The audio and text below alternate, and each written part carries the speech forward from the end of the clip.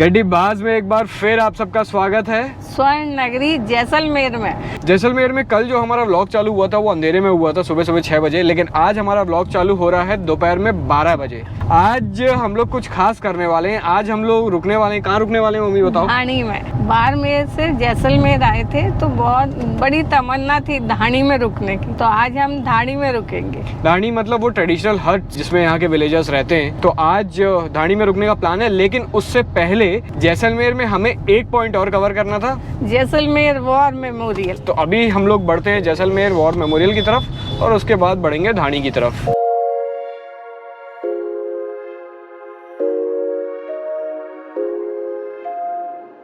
तो आप में से हमारा वीडियो जो पहली बार देख रहे हैं उनको अभी तक हमारा जो टूर रहा है उसका एक रिकैप कर दूं। आज हमारे टूर का 10वां दिन है। पहले 3 दिन हमारे टूर के कुछ ऐसे रहे कि हम भिलाई छत्तीसगढ़ से निकले, पहले पहुंचे बैतूल, फिर उज्जैन, फिर उदयपुर, फिर उसके बाद 2 दिन तक उदयपुर दर्शन किया और फिर हम बढ़े कुंभलगढ़ की तरफ। कुंभलगढ़ के बाद हम पहुंचे राजस्थान में बालोतरा नाम की एक जगह में। बालोतरा के बाद फिर बाड़मेर को क्रॉस करते हुए हम गए मुनाबाव रेलवे स्टेशन जो इंटरनेशनल बॉर्डर के पास बिल्कुल बना हुआ है, और फिर वहां से आ गए जैसलमेर। तो ये अब तक की हमारी 9 दिन की जर्नी रही है। आप लोगों में से जिनने वो वीडियो नहीं देखे हैं वो ऊपर लिंक पे क्लिक करके वो वीडियो देख लीजिए। जब किसी भी जगह को आर्मी मेंटेन करती है तो उस जगह का एटमॉस्फेयर, उस जगह की वाइब्स, उस जगह की पॉजिटिविटी एक अलग ही किस्म की होती है। तो हम लोग अब पहुंच गए हैं जैसलमेर वॉर मेमोरियल।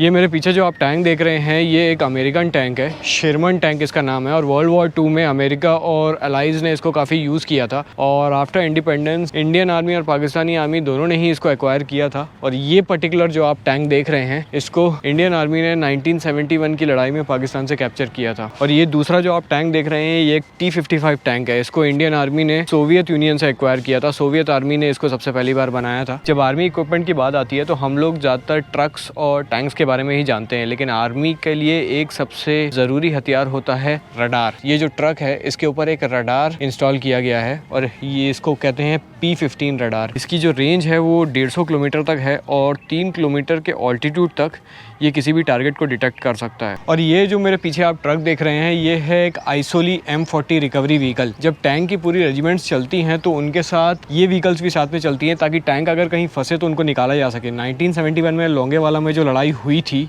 पाकिस्तान की जो टैंक रेजिमेंट आई थी उसके साथ ये ट्रक भी था जिसको इंडियन आर्मी ने कैप्चर कर लिया था। बॉर्डर पिक्चर में आपको मथुरा दास का कैरेक्टर याद होगा जो एक जीप पे माउंटेड RCL गन से पाकिस्तानी आर्मी के टैंक्स पे अटैक करते हैं। तो ये वही 106 mm jeep mounted RCL gun है। बॉर्डर पिक्चर जिन जिन लोगों ने देखी है उनने ये सीन कभी भूला नहीं होगा। और उसके अलावा आर्मी बॉर्डर एरियाज में किस तरीके से ट्रेंचेस बनाती है वो ट्रेंचेस भी यहाँ पे बनाए गए हैं। सो जैसलमेर वॉर मेमोरियल के बाद हम लोग बढ़ रहे हैं अपना आज का जो हमारा डेस्टिनेशन है उसकी तरफ। जैसलमेर से मुनाबाव रोड पे, जिस रोड से हम लोग आए हैं उसी रोड पे आगे जाके अभी हम लोग एक डाइवर्जन लेने वाले हैं। मैं तो बहुत एक्साइटेड हूँ धानी में रहने के लिए, बड़ा मजा आएगा। नहीं, बाड़मेर और फिर मुनाबाव और वो सारी सड़कों पे धानियाँ देख देख के हम लोग का बड़ा मन था धानी में रुकने का, तो आज फाइनली वो पूरी होने वाली है।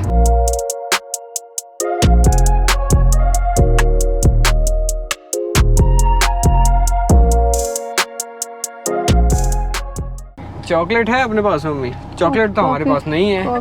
क्या नाम तुम्हारा? इसका नाम है अस्कर, मेरा नाम है फरीद। चलो किताबें दे दो इनको। एक मिनट सबको मिल जाएगा, हल्ला मत करो, सबको मिलेगा। हमारे पास बहुत सारी हैं, सबको मिल जाएगी। हाँ इसको दो, चलो पीछे हटो। अच्छे से पढ़ते हो सब लोग? हाँ। टीचर को तंग तो नहीं करते? नहीं। हाँ? ये लो, थैंक यू। गाने की थी तो ठीक है, चलो बाय बाय बाय बाय। गाने की थी तो नहीं, खाने का सामान नहीं है। ला, क्या दे दो? चश्मा दे दो बोल रहा। ये बच्चे बहुत बदमाश होते हैं। रोकते तो आपको ये बोल के हैं कि नहीं आगे मिट्टी है, आप लोग आगे जा नहीं पाओगे, और जैसे ही आप रोक दोगे तो बोलेंगे टॉफी दो या तो पैसे दो। लेकिन मम्मी ने निकाला है नायाब तरीका। नायाब तरीका निकाला है कि वो तो सब पढ़ने लिखने वाले होते हैं, उनको एक पेन और एक कॉपी दे दो तो कुछ तो काम आएगी ना। जो बाड़मेर वाली रोड थी हम लोग उससे नीचे थोड़ा इंटीरियर में उतर गए हैं। सामने कुछ पहाड़ दिख रहे हैं और इन्हीं पहाड़ों के आसपास कहीं हमारा होम स्टे है। अजी हनीफ भाई ने भेजा है। कहाँ से चलना है? मेरे पीछे पीछे ही रखना। हाँ हाँ चलिए। तो हम लोग जा रहे हैं, नाम उस जगह का है ग्रीन आर्ट्स फार्म स्टे। उन्होंने अपने भाई को भेजा है, तब इनके पीछे पीछे बढ़ते हैं। अब मेन रोड तो छोड़ दिया, अब पता नहीं कच्चे रास्ते में कहाँ कहाँ जा रहे हैं।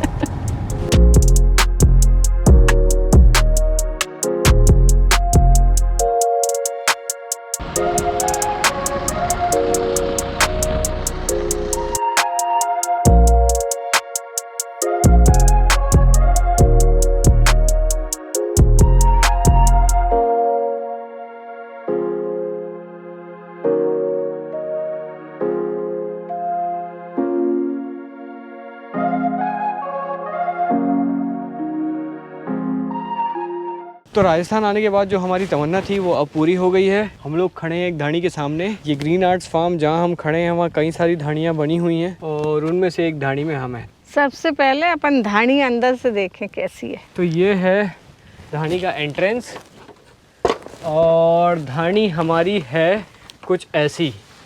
तो यहाँ पे 2 बेड लगे हुए हैं, बैठने के लिए बढ़िया जगह है। इसकी दीवार ऐसा लग रहा है मिट्टी से बनी है और ये छप्पर के ऊपर तो फूस फूस कुछ डला है, वो ओनर ही बताएंगे क्या है। तो ये एकदम रॉ फील है एक धानी में रहने की, और रॉ फील के साथ साथ यहाँ पे इन्होंने कंफर्ट भी अच्छा खासा दिया है। वैसे तो यहाँ पे बिजली नहीं है, लेकिन इन्हें सोलर एनर्जी का इंतजाम कर रखा है। तो यहाँ पे आप जैसे ही स्विच को दबाएंगे अच्छा, यहाँ पे एक लाइट अरे जल वाह, जाएगी। अरे वाह, तो क्या बात है। अब यहाँ आते हैं, ये है बाथरूम धानी का। यहाँ पे ये जो बाथरूम है ये ओपन टू एयर बाथरूम है, बट यहाँ पे पानी का इंतज़ाम है बढ़िया है। एक मिरर भी यहाँ पे लगा हुआ है और ऊपर खुला आसमान। आज तो नहीं, पर कल हम लोग सुबह सुबह खुले आसमान के नीचे नहाएंगे। कैसी है धानी?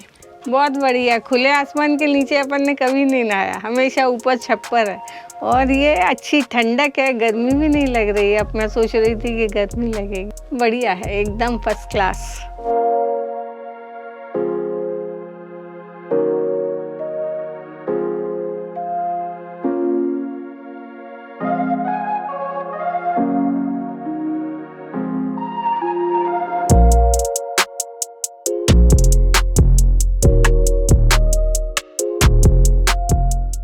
ये जो फार्म है इसके आसपास आपको कुछ जगहों पे जैसी रेगिस्तान की ज़मीन होती है बिल्कुल वैसे भी दिखेगी, लेकिन ये जो फार्म हाउस है इसको एकदम बढ़िया तरीके से डेवलप किया गया है। यहाँ पे नीम का पेड़ है, यहाँ पे बढ़िया पेड़ की छांव है, यहाँ पे खाट लगा के रखा हुआ है और यहाँ पे मम्मी के लिए एक बढ़िया आसन बना के रखा हुआ है। होम स्टे लद्दाख में भी थे, वहाँ रुके हम, यहाँ में नहीं मिल रहे थे, लेकिन आज एट लास्ट हमको वो रॉ फील मिल गई। इसी फीलिंग के लिए हम लोग ट्रैवल करते हैं और ऐसी जगह पे आके यहाँ पे इतना सुकून मिल रहा है। तो ये हैं ग्रीन आर्ट्स फार्म के ओनर हनीफ खान। हनीफ भाई हम इन्हें बोलते हैं। हाय।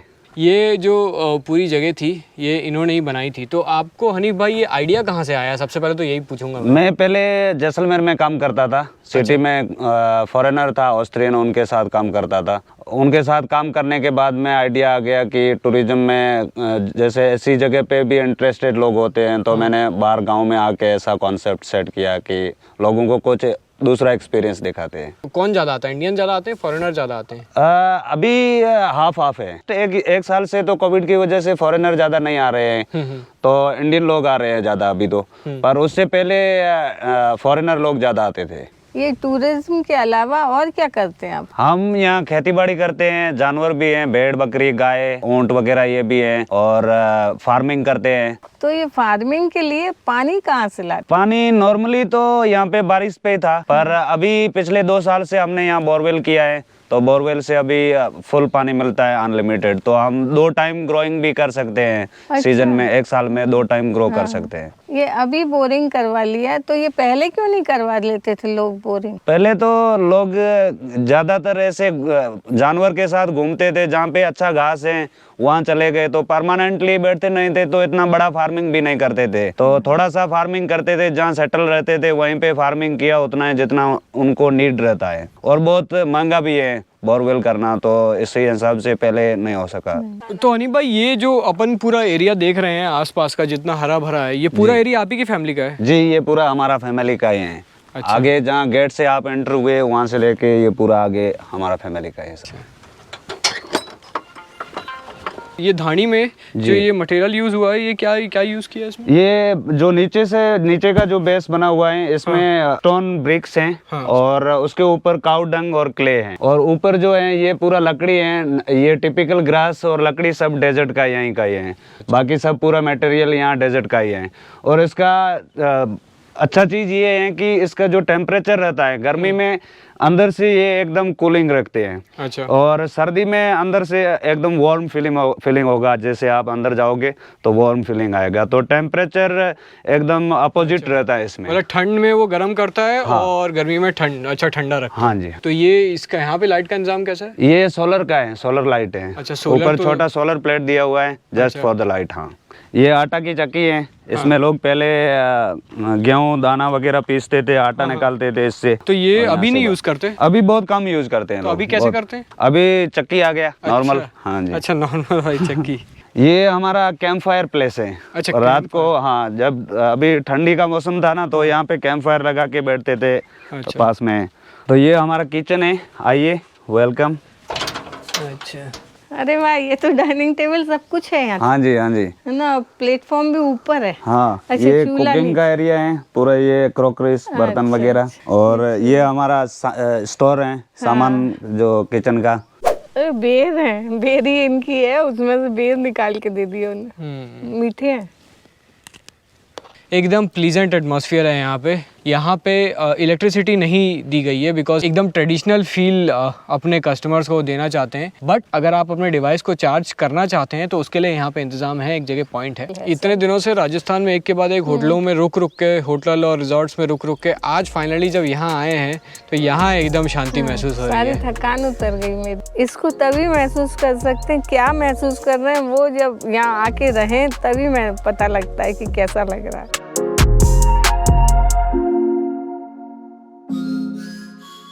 मम्मी, आप धानी में बैठी हुई हो और यूट्यूब खेल रही हो, क्या देख रही हो? वो बड़े अच्छे लगते हैं। मैं कल क्या हुआ वो देखे। तो मम्मी को देखने देते हैं उनका सीरियल और अपन चलते हैं खाना खाने। मैं, आप खाना खाओगी? मैं रात को खाना नहीं खाती। तो अभी यहाँ पे गैस सिलेंडर तो आ गया होगा ना? कुछ कुछ लोगों के पास है, बट अभी भी बहुत ही कम लोग यूज करते हैं, क्योंकि गैस पे खाना जो बनता है ना, वो पसंद नहीं करते हैं फैमिली में। वो तो हमको भी पसंद नहीं आता। आज आलू मटर की सब्जी और रोटी। तो ये सारा जो सामान है ये सब आप जैसलमेर मार्केट से ही लाते हो क्या? हाँ, जैसलमेर के पास में गांव है, गांव में वहाँ पे बोते हैं, बड़ा बाग गांव है।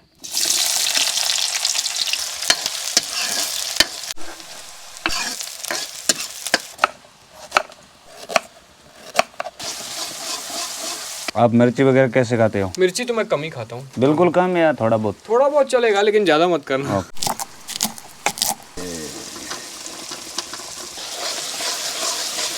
हनी भाई, ये आटा काय का है? गेहूं? ये बाजरे का आटा है, हमारे यहाँ खेत का ही बाजरा है। गेहूं का आटा आप लोग यूज नहीं करते क्या? गेहूं का भी यूज करते हैं, पर गेहूं का गर्मियों में ज्यादा खाते हैं, सर्दी में बाजरा की रोटी ज्यादा खाते हैं। ये बिना हाथ में ही होता है, बिना चकला बेलन। हाथ से ही दबा दबा के आप लोग इतना बड़ा कर लेते हो? हाँ।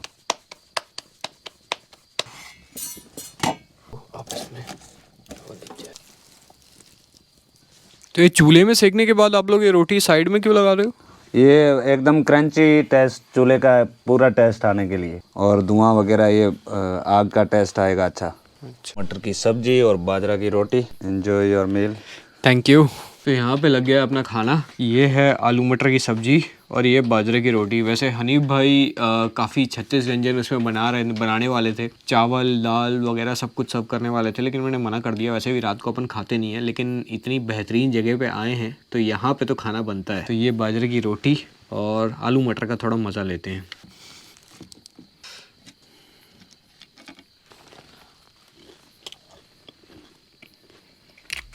आवाज़ से आपको समझ आ रहा होगा, उन्होंने एकदम क्रंची बनाई है और रोटी बिल्कुल वैसे ही क्रंची है। बढ़िया टेस्ट है।